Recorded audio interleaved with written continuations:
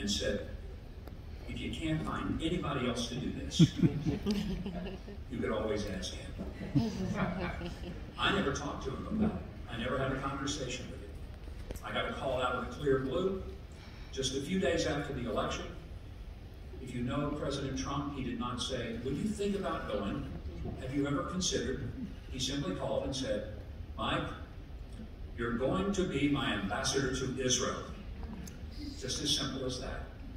You don't say no to him. And quite frankly, I felt it was not so much saying yes to a president. It was certainly that.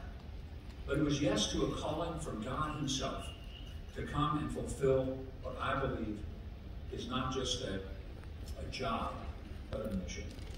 And that mission is to stand with the people of Israel for peace and prosperity, to serve in a role that I pray will lead to times when the Israeli people can go to bed at night, not fearing that a siren will waken them and force them into a shelter because enemies are irrationally dedicated to destroy them. I long for the day when that young Israeli mother puts her babies to bed at night and does not fear that some harm will come upon them as they sleep, that they will rest with peace, and they will continue to live with the extraordinary resilience of the Israeli people, which I've come to admire as second to none.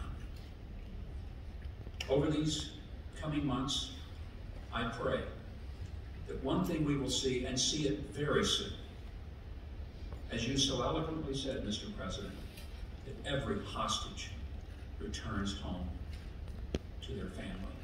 Every hostage.